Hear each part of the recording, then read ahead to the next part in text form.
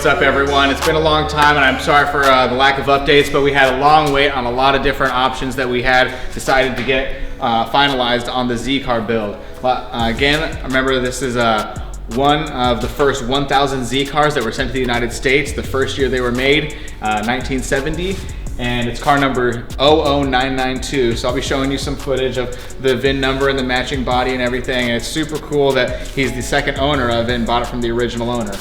What we've ended up going over was a lot of the rust repair that we had to finish up. We got some inside of the motor compartment. We ended up totally redoing both of the floors and the supports associated. And then we came through after all that was done and we had a lot more structure to put this roll cage up into.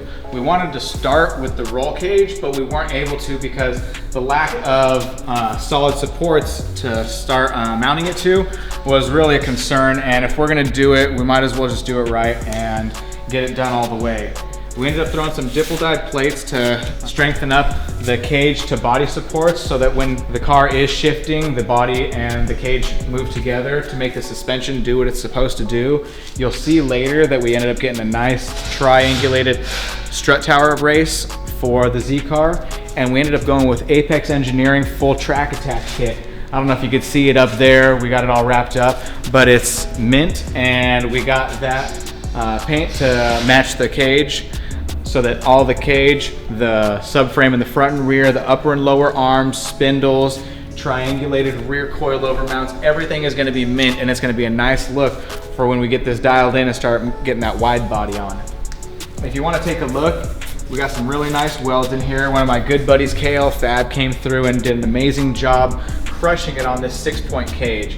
It's 1 3/4 DOM because chromoly likes to snap and crack when you give a little bit of tension. This stuff will bend a little bit, so it's going to give you a little more flex when it comes down to any kind of real structural damage that comes and hits it. We don't want it to snap and just break. We want it to kind of protect and be a show.